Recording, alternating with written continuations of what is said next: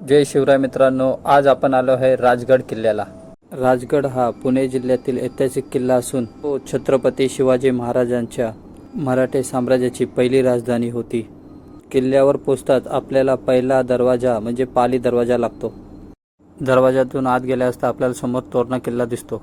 पूर्वी मुरुंबदेव नावाने ओळखल्या जाणाऱ्या या किल्ल्यावर छत्रपती शिवाजी महाराजांनी 25 वर्षे यावर वास्तव्य केले। हा गड त्याच्या अभेद्य बांधकामासाठी, भव्यतेसाठी आणि ऐतिहासिक महत्त्वासाठी प्रसिद्ध आहे। 1647 मध्ये छत्रपती शिवाजी महाराजांनी ह्याला ताब्यात घेतला। दरवाजातून सरळ चालत गेले असता आपल्याला एक पाण्याचे तळे लागते। थोडे वरती चढून गेले असता आपल्याला एक कोठार लागते। कोठाराच्या बाजूला लागूनच राजवाड्यांचे अवशेष आहेत। गडाच्या संरक्षणासाठी मुख्य 3 माच्या आहेत। पहिली माची म्हणजे पद्मा माची। पद्मावती देवीचं मंदिर असल्यामुळे याला पद्ममाची असे म्हणतात। मंदिराच्या बाजूस पाण्याचे टाके आहे। पाणी पिण्यासाठी योग्य आहे।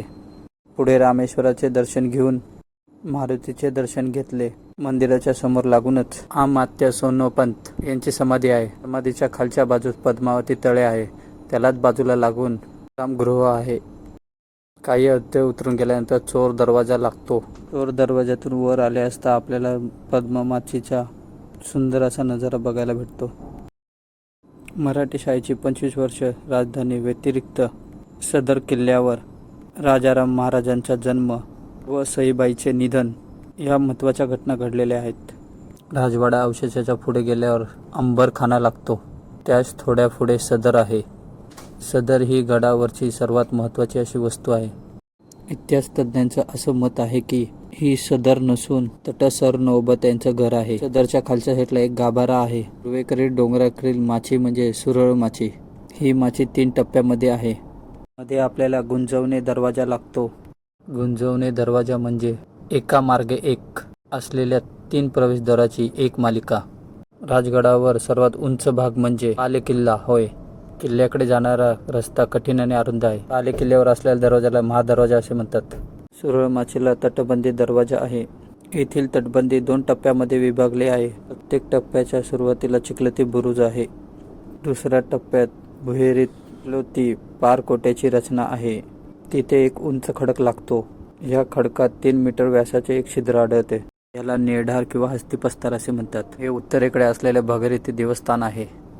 पुढे चालत गेले असता आपल्याला काळेश्वरी बुरुज लागतो। उत्तरेकडे 3री माची म्हणजे संजीवनी माची आहे। माचीची एकूण लांबी 3 किलोमीटर आहे। ही माची 3 टप्प्यामध्ये बांधलेली आहे।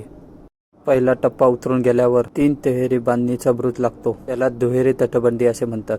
या माचीवर अनेक पाण्याचे टाके आहेत। या माचीवर छोटे मोठे 19 बुरुज आहेत।